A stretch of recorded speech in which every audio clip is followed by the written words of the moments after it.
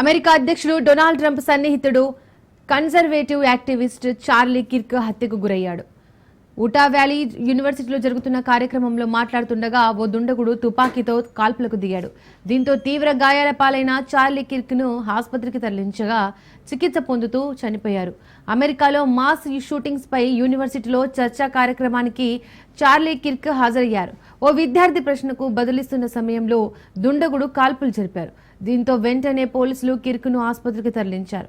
అక్కడ చికిత్స పొందుతూ ఆయన మరణించినట్లు అధ్యక్షుడు ట్రంప్ ధృవీకరించారు. ఈ ఘటనకు సంబంధించి సోషల్ మీడియాలో చక్కర్లు కొడుతున్నాయి పోస్టులు. నిందితుడు కాల్చడంతో వెంటనే కిర్క్ కుప్పకూలిపోయాడు. దీంతో అక్కడికి వచ్చిన వారు ఒక్కసారిగా భయాందోళనతో పరుగులు తీశారు.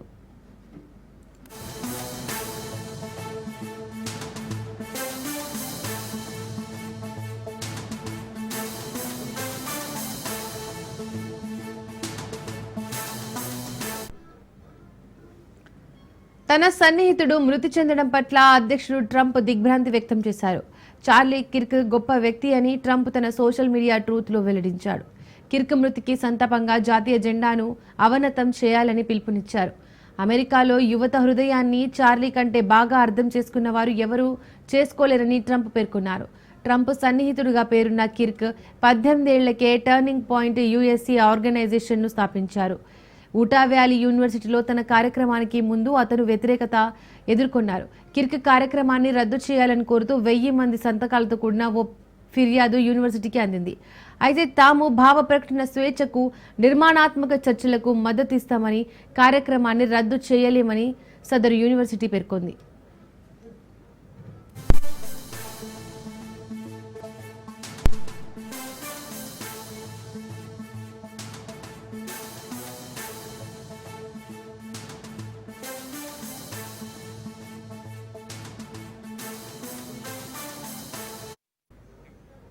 అమెరికా అధ్యక్షుడు డొనాల్డ్ ట్రంప్ సన్నిహితుడు కన్జర్వేటివ్ యాక్టివిస్ట్ చార్లీ కిర్క్ హత్యకు గురయ్యాడు.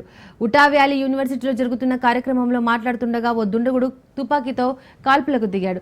దీంతో తీవ్ర గాయాలైన చార్లీ కిర్క్ ను ఆసుపత్రికి తరలించగా చికిత్స పొందుతూ చనిపోయారు. అమెరికాలో మాస్ షూటింగ్స్ పై వర్సిటీలో చర్చా కార్యక్రమానికి చార్లీ కిర్క్ హాజరయ్యారు.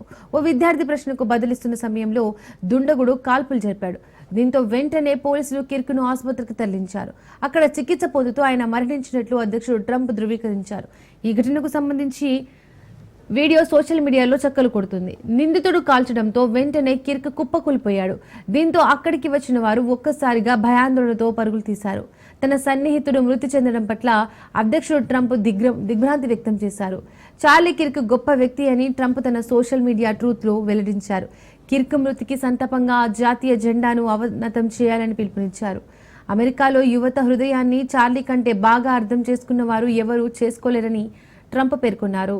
ట్రంప్ సన్నిహితుడిగా పేరున్న కిర్క్ 18 ఏళ్లకే టర్నింగ్ పాయింట్ యుఎస్సి ఆర్గనైజేషన్ ను స్థాపించారు. ఉటా వ్యాలీ యూనివర్సిటీలో తన కార్యక్రమానికి ముందు అతను వ్యతిరేకత ఎదుర్కొన్నాడు.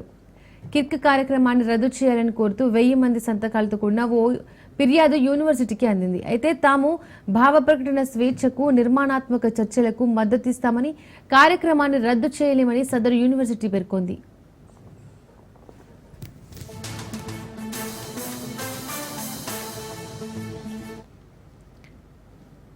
కల్లోల నేపాల్లో ఉద్రిక్త పరిస్థితులు కొనసాగుతూనే ఉన్నాయి. ఈ నేపథ్యంలో తాత్కాలిక సారథిని ఎన్నుకునేందుకు అక్కడి యువత ముమ్మర చర్చలు జరుపుతోంది. ఈ క్రమంలో మాజీ చీఫ్ జస్టిస్ సుశీలా కర్కి వైపు జెన్ జెడ్ ఉద్యమకారులు మొగ్గు చూపుతున్నట్టు తెలుస్తోంది. తాత్కాలిక సారథిగా బాధ్యతలు స్వీకరించేందుకు ఆమె కూడా సిద్ధంగా ఉన్నట్టు సమాచారం.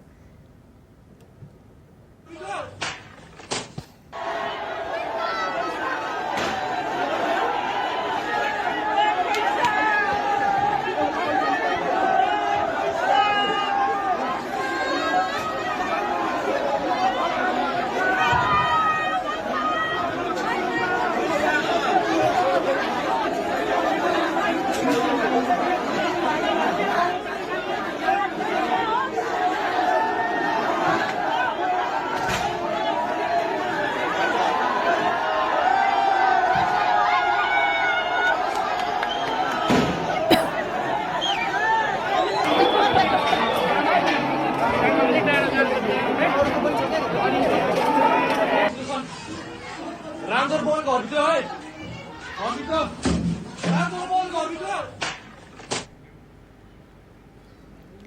ఉద్యమం హింసాత్మక ఘటనలకు దారితీయడంతో ప్రధాని కేపీ శర్మ సహా పలువురు మంత్రులు తమ పదవులకు రాజీనామా చేశారు.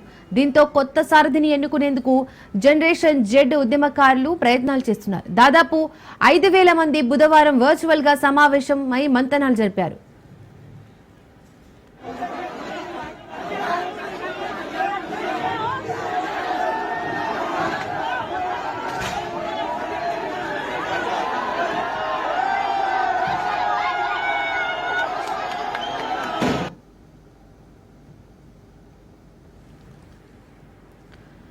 దీంతో మాజీ చీఫ్ జస్టిస్ సుశీలా కర్కి వైపు జెడ్ ప్రతినిధులు మొగ్గు చూపుతున్నట్లు తెలుస్తోంది. బాధ్యతలు స్వీకరించేందుకు కర్కి సిద్ధమైతే తొలుత army chief general Ashok Raj Sigdel తో భేటీ కావాల్సి ఉంటుంది. నేపాల్లో గత 2 రోజులుగా కొనసాగుతున్న ఆందోళనల్లో ఇప్పటి వరకు 3 పోలీసులు సహా 30 మంది ప్రాణాలు కోల్పోయినట్లు అధికారులు వెల్లడించారు. మరో 633 మంది గాయాల పాలైనట్లు తెలిపారు. ఆందోళనల్లో గాయపడిన నేపాలీ కాంగ్రెస్ చీఫ్ మాజీ ప్రధాని షేర్ బహదూర్ దేవ్బా, ఆయన భార్య విదేశాంగ మంత్రి అర్జు రాణా దేవ్బాలు ఆసుపత్రిలో చికిత్స పొందుతున్నారు. ప్రస్తుతం వీరు కోలుకుంటున్నట్లు తెలిసింది. నేపాల్లో ఆందోళనలు అదుపులోకి రాకపోవడంతో సైన్యం నిరవధిక కర్ఫ్యూ విధించింది.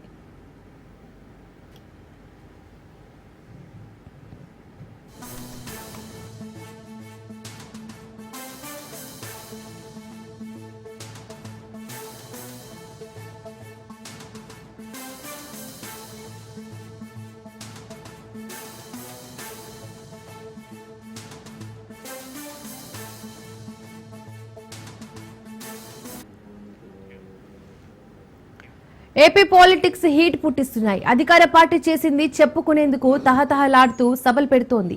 విపక్ష వైసీపీ మాత్రం అసలేం చేయకుండానే గొప్పలు చెప్పుకోవడమేంటని సర్కార్ను ప్రశ్నిస్తోంది.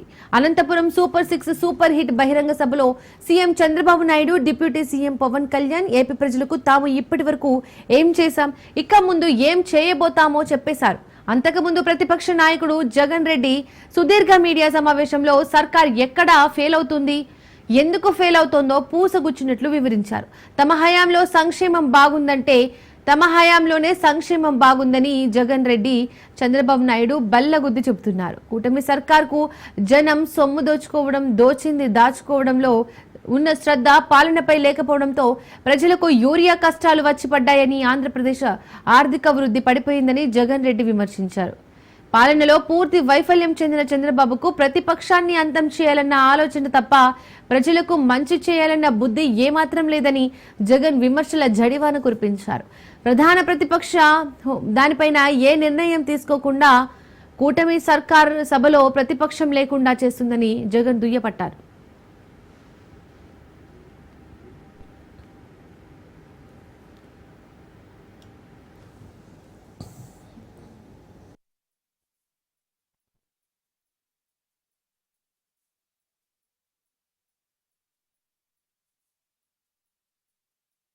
ఉన్నది ఏకైక ఒకే ఒక్క పార్టీ ప్రతిపక్ష పార్టీ.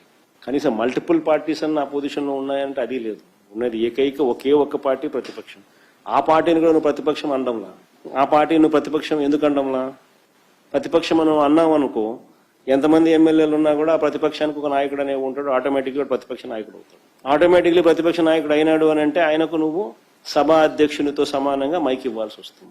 అది ఇవ్వడం నీకు ఇష్టం లేదు కాబట్టి అసలు ప్రతిపక్షమే లేదంటున్నావు, అసలు ప్రతిపక్షమే గుర్తింపు ఇవ్వడం అంటున్నావు. ప్రజల గొంతు వినపడకూడదు, ప్రజల సమస్యలు కనపడకూడదు, ఎవడూ చెప్పకూడదు అనే ఉద్దేశంతో అసెంబ్లీ సమావేశాలు నడుపుతా ఉన్నప్పుడు కనీసం ఆ టైంలో మీ ద్వారా అన్న ప్రజలకు ఈ మాదిరిగా అన్ఇంటరప్టెడ్ గా చెప్పగలిగితే, ఈ మాదిరిగా సమయం కేటాయింపుతో చెప్పగలిగితే కనీసం ప్రజలకు జరుగుతా ఉన్న విషయాల మీద అవగాహన.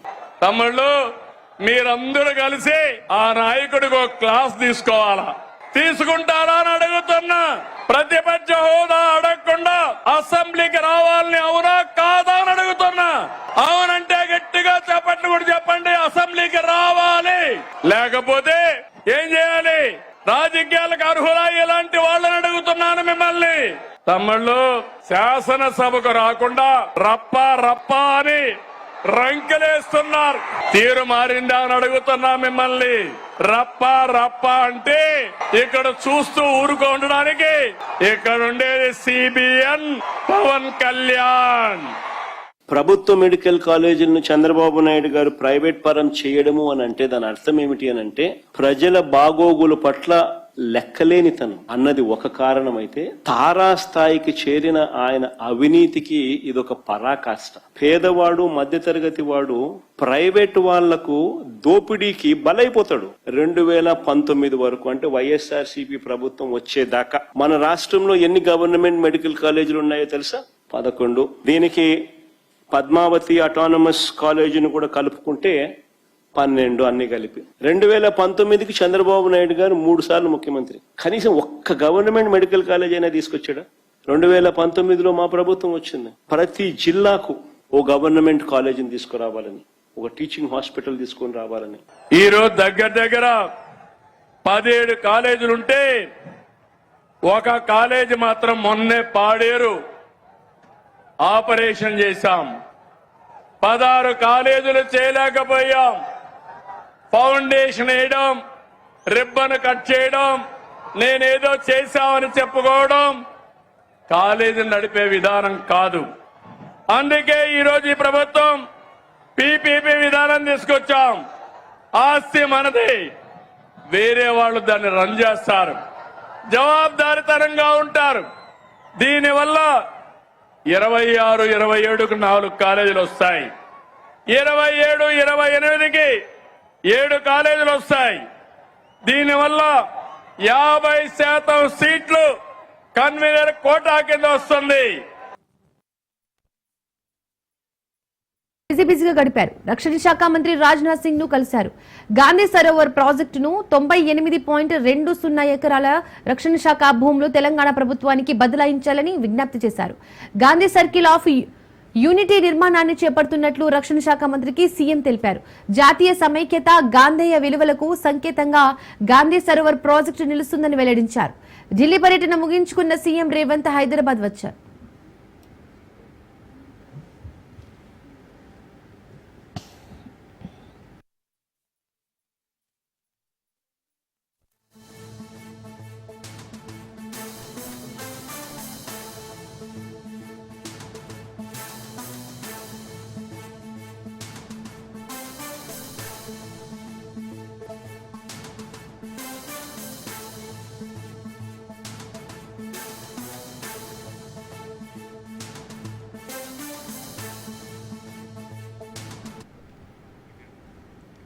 గోషామహల్ ఎమ్మెల్యే రాజాసింగ్ సంచలన వ్యాఖ్యలు చేశారు. తాను బీజేపీకి రాజీనామా చేయడానికి కారణం అందులో తప్పులు జరుగుతున్నాయని తెలిపారు. బీజేపీ కార్యకర్తలను పక్కన పెడుతున్నారని రాజీనామా చేసినట్లు వెల్లడించారు.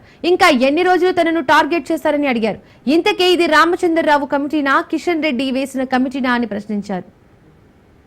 రాజీనామా ఇవ్వాలి, నేను కూడా రాజీనామా ఇచ్చేస్తా, మళ్ళా ఒకసారి ఎలక్షన్కి వెళ్దాం.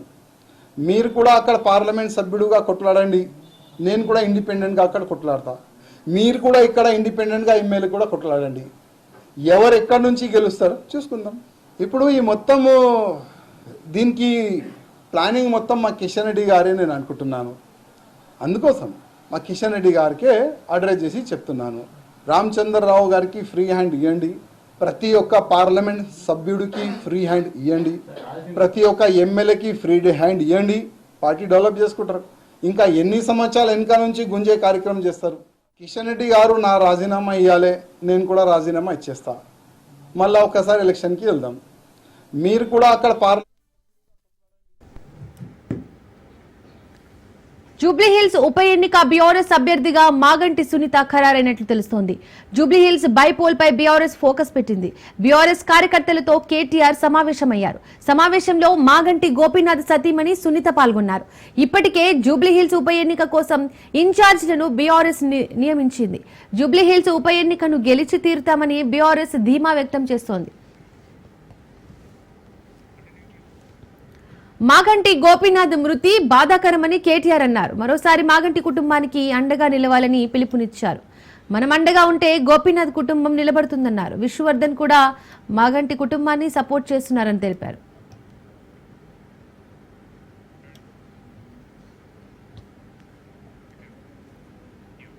గ్రూప్ 1 అభ్యర్థులు కేంద్ర మంత్రి బండి సంజయ్ ను కలిశారు. నిరుద్యోగులకు అనునిత్యం అండగా ఉంటూ సహాయ సహకారాలు అందించినందుకు ప్రత్యేక కృతజ్ఞతలు తెలిపారు.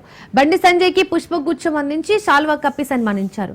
ఈ సందర్భంగా ఎన్ని ఒత్తిళ్లు వచ్చినా వెనక్కి తగ్గకుండా పోరాడిన గ్రూప్ 1 అభ్యర్థులను బండి సంజయ్ అభినందించారు. నిరుద్యోగులకు న్యాయం చేసే విషయంలో ఎప్పుడు ముందుంటానని, భవిష్యత్తులోనూ అండగా ఉంటానని భరోసా ఇచ్చారు.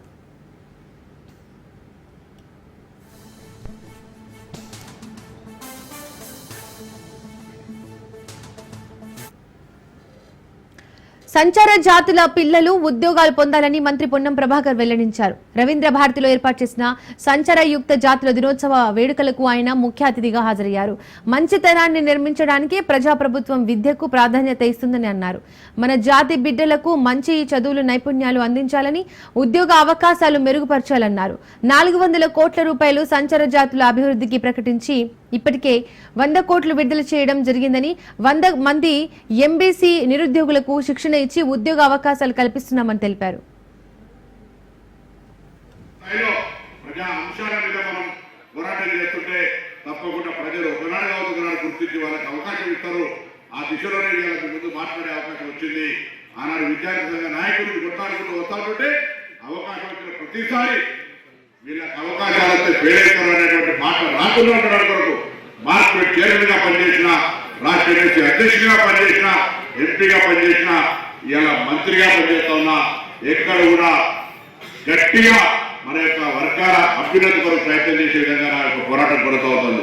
సోదరు శాసనసభ్యులు శంకరన్న గారు కావచ్చు, ప్రకాశ్ గారు కావచ్చు, అందరూ కూడా ఎవరి గొంతుల్లో వారి యొక్క ప్రయత్నం కొనసాగిస్తా ఉన్నాం. నేను అందరికీ ఒకటే కోరుతున్నా, మరొకసారి కూడా ఇప్పుడే మీరు చెప్పినట్టుగా కొత్త ఎక్స్పెండిచర్ ఇష్యూలో కూడా నేను చిరంజీవి గారు చెప్పినా, నేను మా అలోక్ గారు కూడా చెప్పినా, మీరు తదుపరి కలిసి ఎక్కడ కూడా మీకు ఎటువంటి ఇబ్బంది లేకుండా ఉండే విధంగా ప్రభుత్వం తరఫున అన్ని రకాల నా బాధ్యత మాట మనవి చేస్తూ భవిష్యత్తులో అధికారికంగా లేదా ఇంకా ఘనంగా నిర్వహించడానికి అన్ని రకాలుగా సహకారం చేస్తారనే మాట కూడా నేను మనవి చేస్తూ, మనమంతా ఐక్యంగా ఉండి మనమంతా పోటీ ప్రపంచంలో ఉన్నత స్థానాలకు పోవాలంటే కొంత కఠినమైనటువంటి, కఠోరమైనటువంటి దీక్ష అవసరం. అంటే శ్రమతో పాటుగా ఒక లక్ష్యాన్ని, కొన్ని అంశాల పట్ల వృత్తి తప్పుగా చేయాలి.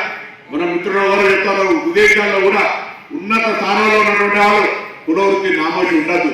ఇలా 2 విషయాల్లో మనం వచ్చినప్పటికీ చాలా ఇబ్బంది కలుగుతుంది.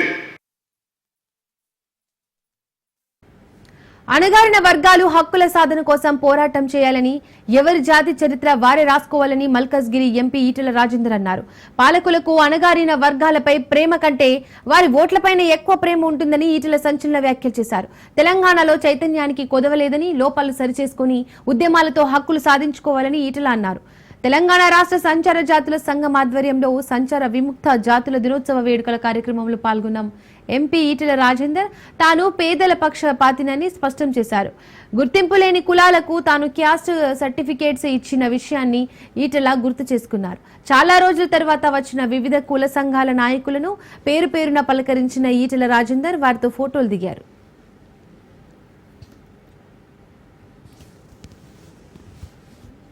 ఎప్పుడు కూడా ప్రేమతో సమస్యలు పరిష్కరించే ఎప్పుడు చూడండి, వాళ్ళందరూ వాళ్ళే ముందుకు వచ్చి ఈ సమస్యలు పరిష్కరించడం ఎవరు ఉండడు. పాలకులు ఎప్పుడు కూడా మీ మీద ప్రేమతో సమస్యలు పరిష్కరించరు. పాలకులకు మీ ఓట్ల అవసరమైనట్టు దుఃఖంతో చదువుకున్న నేను కాబట్టి, నేను ఆర్థిక మంత్రి కాబట్టి నా జాతి పిల్లలు ఆకలితో ఉందని చెప్పి తల్లబియన్స్కి వచ్చిన అర్థం వచ్చింది. గవర్నమెంట్కి మద్దతు వచ్చింది. మీరు దేశంలో 165 గ్రాములు పెట్టాలి, చిన్న పడేస్తుంది. 165 గ్రాములు కాకుండా 6 గ్రాములు పెట్టాలని చెప్పి ఆ ప్రభావం కోల్పోతున్న వాళ్ళని ఇవాళ అంబేద్కర్ స్ఫూర్తి అంబేద్కర్ చెప్పాడు. సమస్త సంపదలు సమస్త ప్రజలకి ఉపయోగపడే చెప్పులో ఆ సమస్త సంపదలు సమస్త జాతికి ఉపయోగపడతాయని చెప్పే క్రమంలో వచ్చింది కాబట్టి ఇవాళ రాజ్యాంగబద్ధంగా పాలించమని, రాజ్యాంగబద్ధంగా మీరు మాకు స్కీమ్ ఇవ్వని చెప్పిపోతాను తప్ప అడుక్కుంటలేమని. ఇతను చిరంజీవి చెప్పి అడుక్కుంటే వచ్చేది కాయం పండుగ మాత్రమే, కొట్లాడితే వచ్చేది మాత్రమే హక్కులు, కొట్లాడితే వచ్చేది మాత్రమే హక్కు.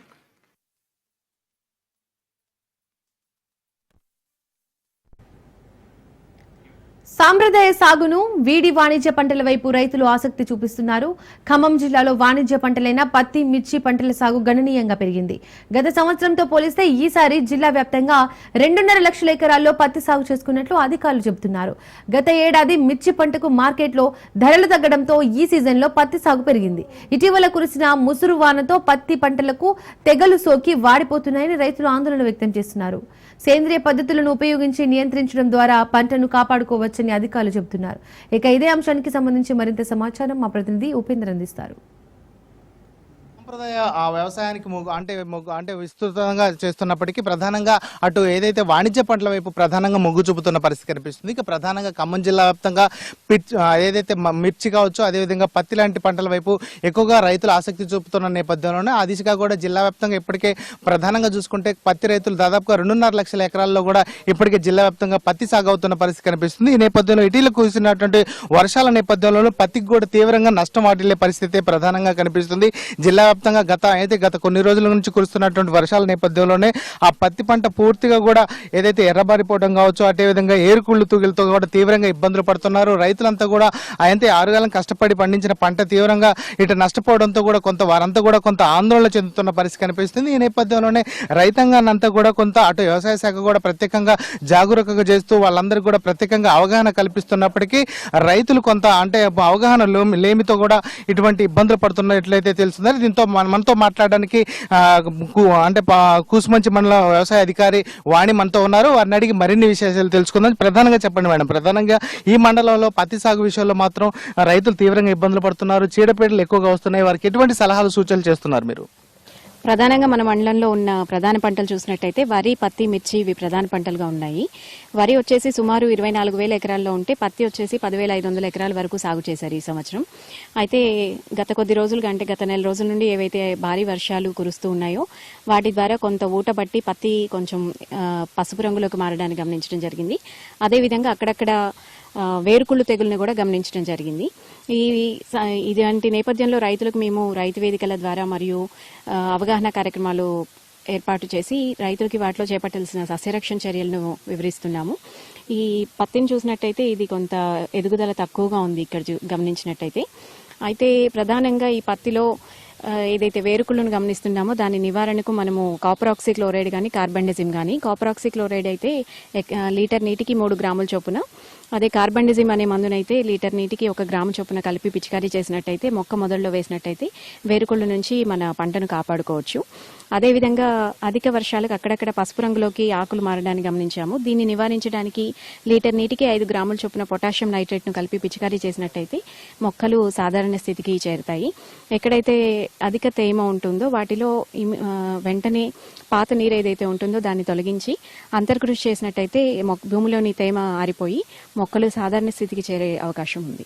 అంటే ప్రధానంగా చూసుకుంటే మిర్చి కావచ్చు, పత్తి కావచ్చు, దీనికి సంబంధించి ఇప్పటికే రైతులు కూడా ఎక్కువగా వీటిపై వాణిజ్య పంటలు కాబట్టి వీటిపై ఎక్కువ ఆసక్తి చూపుతారు. అటువంటి రైతులు కూడా కొంతమంది అంటే ఇక్కడ రైతు వేదికలకు రాని వారికి కూడా ఎటువంటి సలహాలు అంటే సూచన చేయదలుచుకున్నారు? మేము మా దృష్టికి వచ్చిన ప్రతిదీ కూడా క్షేత్ర ప్రదర్శన చేసి రైతులకు అవగాహన కల్పిస్తున్నామండి. అదేవిధంగా మనకి ప్రతి మంగళవారం కూడా రైతు వేదికల్లో రైతు నేస్తం కార్యక్రమం ఉంటుంది. దానిలో కూడా మనకి సమయానుగుణంగా ఏ పంటలకైతే ప్రస్తుతం ఏ చీడపీడలు ఉన్నాయో, ఎటువంటి రైతులకు ఎటువంటి సలహాలు సూచనలు అవసరమో ఆ కార్యక్రమం ద్వారా కూడా రైతులకు తెలియజేస్తున్నాము.